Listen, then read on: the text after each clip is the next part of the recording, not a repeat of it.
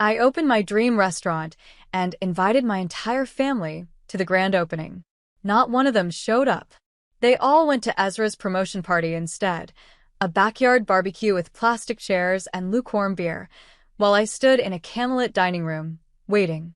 And as I closed up alone, wiping down untouched tables and folding napkins no one used, Dad finally texted.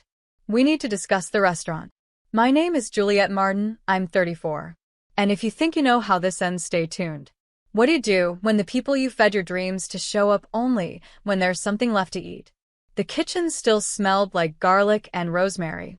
The handwritten menu cards I spent hours on were all still stacked neatly at the host stand. And the playlist, the one I made from songs that reminded me of my childhood, kept looping on empty speakers. I stared at my phone. No calls. No, sorry, we're running late. No flowers. Not even from Mom. Just Ezra's Instagram story. Promotion party vibes bottle with popping cork. My entire family in the background. Laughing. Dancing. Holding a cake that said, "To bigger things." I'd built something from scratch. They didn't just miss it, they ignored it. So when Dad texted, I didn't ask what he wanted to discuss. I knew. He was worried about the money he assumed he'd get. The family tab. The unspoken discount he thought he'd earned just by sharing my last name. I stared at the screen for a moment, then typed one sentence that would rewrite the rules forever. Effective immediately. The restaurant is closed to all family, no reservations, no discounts, no exceptions. And 20 minutes later, my phone lit up. 19 missed calls. And one knock at the back kitchen door. It was Ezra at the door. Of course it was. He stood there in his tailored blazer, smelling like too much cologne and not enough guilt. In his hand, a box of leftover cake. "Figured you'd want a slice," he said, trying to smile like nothing had happened. I didn't answer. Didn't move. "Look, Jules. We didn't think the opening was that big of a deal. Dad said it was just soft launch vibes." I stepped outside, shutting the door behind me. "You went to his party, Ezra.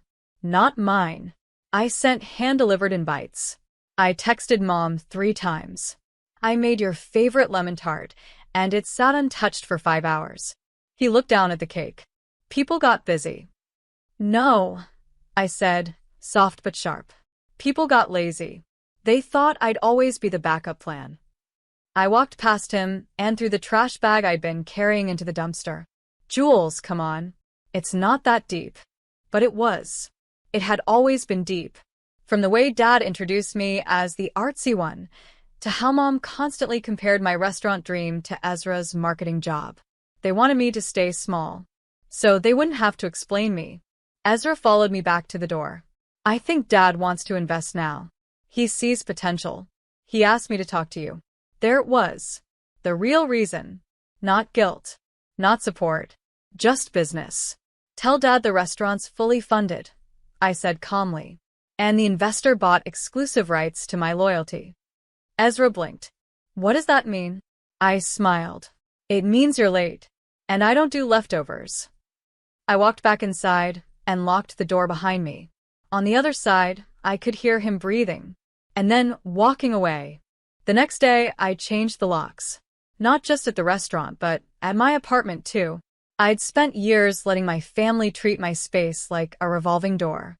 "Jules, we need a place to crash. Can we store this here for a few weeks? Can I borrow your car just till Monday?" And every time, I'd said yes. Because saying no made me feel selfish. Because somewhere, deep down, I thought that being useful was the same as being loved. But love doesn't flake on your life's biggest moment. Love doesn't shrug off your invitations. Love shows up. So I made it official. A sign on the restaurant door read, "Dear customers, due to overwhelming support, we're transitioning to reservations only. No walk-ins accepted, even if we share DNA." By noon, it was on local foodie blogs. By evening, it went viral. The photo of me in my white apron, arms crossed, standing in front of that handwritten sign, it hit a nerve. Comments flooded in. "This woman is my hero. Boundaries taste better than betrayal. Tell Ezra to eat a slice of humble pie." Meanwhile, my phone buzzed nonstop. Mom called 5 times, left 1 voicemail. Juliet, this is childish. We're family. We made a mistake, but this public tantrum is making things worse. I didn't respond. Instead, I opened the front door to a couple holding hands, tourists from Georgia. We saw you online, the woman smiled. We canceled our other reservation just to eat here. As I led them to their table, I caught my reflection in the front window. I didn't look bitter. I didn't look angry. I looked free. And behind me, the restaurant buzzed with laughter, clinking forks, and second chances I chose, not ones I was forced to give. 2 days later, Dad showed up.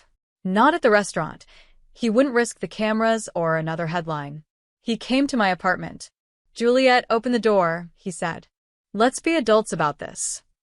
I watched him from the peephole. Suit jacket slightly wrinkled. Eyes tired. He looked like a man losing control of a story he'd written. I'll be brief, he added. Your mother's upset. Ezra's confused. We all are. I opened the door, but didn't step aside. You want to talk? Talk right here. He sighed. This is ridiculous. We're not enemies. No. You're just people who forgot I exist unless I'm footing the bill or cooking the meal. He flinched. I was going to help you, he said quietly. I was looking into some financing. You mean you wanted equity, I replied. Control. Dad's face hardened. Don't be paranoid. I pulled out the manila envelope that had been waiting on the console behind me. Here's the deed. The restaurant is solely in my name. The LLC, the patents, the recipes, all mine. He blinked. You got a lawyer? I got a team, I said. Funny what happens when you stop waiting for permission to shine. Dad looked down, then muttered. We just wanted you to succeed. No. You wanted me dependent. Manageable. He didn't respond. Before he left, he turned and said, This'll come back to bite you, Jules. You're burning bridges. I nodded, calm. Then I guess I'll learn to swim. I shut the door. And for the first time in my life, I didn't feel like I needed their name to succeed. Because mine, Juliet Martin, was finally worth something. By that night, I had 12 new reservation requests. And 1 message from Ezra. They're planning something. Be careful. I didn't flinch. Let them plan. So was I. The first sign was a bad Yelp review. Then 2. Then 6. All within an hour. Each one eerily similar. Food was cold. Staff was rude. Owners stared at us like we didn't belong. Only problem? None of those names were in the reservation log. And we never had cold food. I knew what this was. Ezra's message echoed in my head. They're planning something. A smear campaign. 1-star warfare. The kind of digital vandalism that doesn't leave fingerprints, just poison. I didn't panic. I prepared. I called my lawyer. Then I reached out to one of my regulars, a journalist from a local paper who had once written a glowing piece titled, The Restaurant with a Soul. I think someone's targeting you, she said after reading the reviews. Want to go on record? I said yes. By morning, the article was out. Beneath the apron strings, how a rising star chef fought back against family sabotage. It wasn't revenge. It was truth. The piece included screenshots. Dates. Contradictions. Even a quote from a staff member who said, her dad came in last week and threatened to buy out her lease if she didn't come to her senses. By noon, the story had legs. Comments poured in again, this time from people defending me. Imagine being this threatened by your daughter's success. Families like this create warriors. She's not the black sheep, she's the phoenix. That night, a woman walked into the restaurant and whispered, they tried to break you. But I came here to tip you $1,000 just for standing up. I cried in the walk-in fridge. Not out of weakness, but relief. Because for once, I wasn't alone. The world had seen what they did. And they chose me. You said. The next move wasn't mine. It was Ezra's fiancée, Natalie. She showed up during closing hours, no reservation, just a fragile smile and a trembling phone in her hand. Can I talk to you? She asked. Please. Just a minute.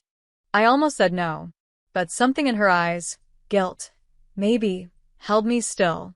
She sat across from me in the last booth by the window, her hands wrapped tight around a coffee cup I hadn't poured yet.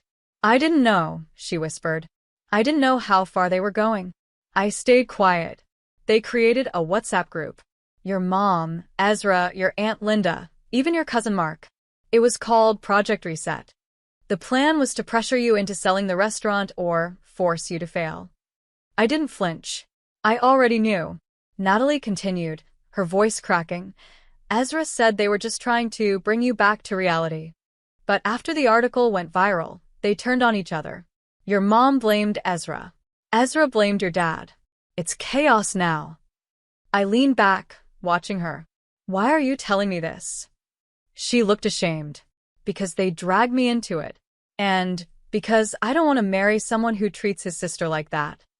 She slid her phone across the table. Screenshots. Messages. Voice notes. Proof. I stared at them. Names. Dates. Plans. Natalie cleared her throat. If you want to go public, you have my blessing. I didn't respond. Not yet.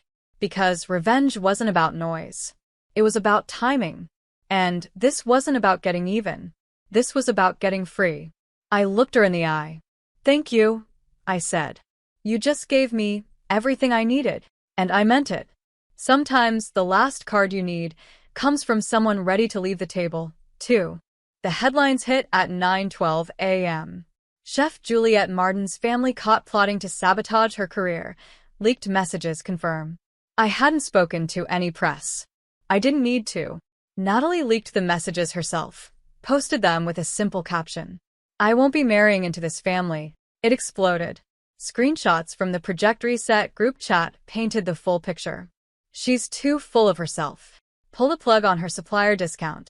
Make her beg to come back. The public backlash was instant. Supporters of the restaurant flooded social media with #StandWithJuliette. People who had been silent before, old friends, high school classmates, even past coworkers, all spoke up. She was always the one carrying everyone. They used her until she had nothing left. This is why she shines, she fought alone. By noon, my reservation list was booked out for 6 weeks. At 2 p.m., my landlord called. Juliette, I'm extending your lease 5 years. Rent locked. You're the pride of this street. At 3:17 p.m., Ezra texted. I didn't know Mom saved that stuff. I'm sorry. I didn't respond. I was prepping dinner service. Folding napkins. Tasting sauce. Fixing a crooked picture on the wall. At 5 p.m., a woman walked in wearing a navy blazer and red lipstick. I'm from the Food Chronicle, she said. We're doing a feature. 10 chefs who survived the fire. You're our cover. I blinked. Cover? She smiled. You're not just a chef. You're a revolution. That night, after the last dish was plated and the lights dimmed, I stood in the empty dining room, barefoot, wine glass in hand. The air wasn't heavy anymore. It was clean. And tomorrow, I'd start planning something even bigger. Because the best revenge wasn't survival. It was success, seasoned with silence. The invitation arrived exactly 1 year later. Gold foil, scripted lettering, sealed with a crest I knew too well. You are cordially invited to Ezra and Marlene's engagement brunch. I laughed. The same family who once locked me out of celebrations was now asking me to join their curated photo op, likely hoping I'd post something positive to help their image. I placed the invite in the blender. Then I opened my laptop and finalized a deal I'd been negotiating for months. Juliette's Table, my second location. This one was in a historic brick building downtown. Exposed beams. Rooftop garden. A kitchen twice the size of the first. I'd hired my staff from overlooked places, culinary grads with no connections, single moms rebuilding, quiet dreamers who never got a chance. We built something sacred. Not just a restaurant, but a space where dignity was on the menu. As I stepped outside for the ribbon cutting, a crowd had gathered. The same journalist who'd written the first article was there, mic in hand. What would you say to your family now? She asked. I smiled, slow and soft. Nothing. They'd asked for explanations, apologies, second chances. I gave them silence. because they never needed answers, they needed accountability. And I had nothing left to prove. Later that evening, I stood inside the new kitchen, apron dusted with flour, hands in dough. My staff buzzed behind me, laughter, chopping, the low hum of hope. Then came the moment that marked everything. A woman walked in, alone, nervous. "I saw your story," she said. "My daughter wants to be a chef. She's afraid she won't be good enough." I handed her a menu. "Tell her this."